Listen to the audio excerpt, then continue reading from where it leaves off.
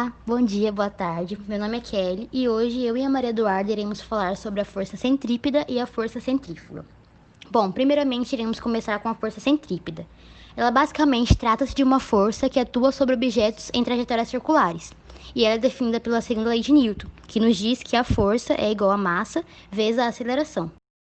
Quando executa um movimento circular uniforme, o valor da sua velocidade é constante, mas essa grandeza ela sofre alterações em sua direção e no seu sentido.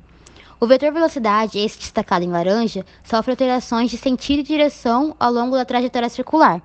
E a grandeza responsável pela mudança na direção e no sentido da velocidade durante a execução de um movimento circular é a aceleração centrípeta, esse vetor destacado em verde. E as fórmulas basicamente são: a aceleração centrípeta é igual à velocidade ao quadrado dividido pelo seu raio, e a força centrípeta é igual a massa vezes a velocidade ao quadrado dividido pelo seu raio. Tá, agora vamos falar sobre a força centrífuga. Mas antes de tudo, a gente tem que entender que ela não é bem considerada uma força, porque ela não cumpre com todos os requisitos da segunda lei de Newton. Um desses fatores é a aceleração.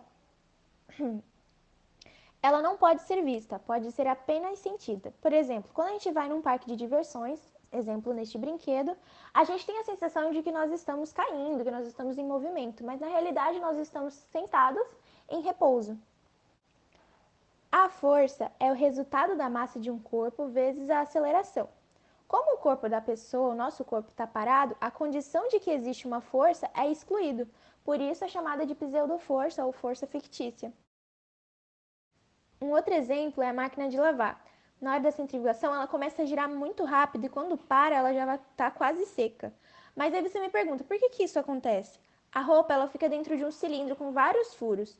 E aí ela começa a girar muito rápido, fazendo com que todas as roupas fiquem concentradas na lateral do cilindro. E aí vai aparecer uma força de contato, que seria a força centrípeta.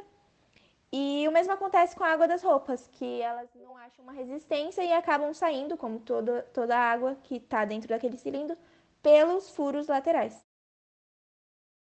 Ela pode ser calculada da seguinte forma, sendo a aceleração centrífuga é igual à velocidade ao quadrado dividido pelo raio da trajetória circular. Bom, agora nós iremos fazer um exercício que envolve a força centrípeta.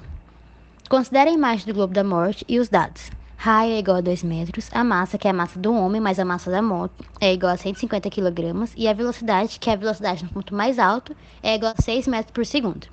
Determine a força centrípeta do conjunto motociclista e motocicleta neste ponto.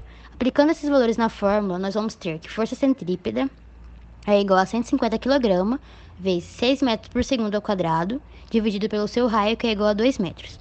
Fazendo essa conta, nós teremos um valor de 2.700 newtons, ou seja, a força centrípeta do conjunto motocicleta e motociclista nesse ponto, que é o ponto mais alto, de 6 metros por segundo, nós teremos uma força centrípeta de 2.700 newton. Então, gente, é isso, né? E é isso aí.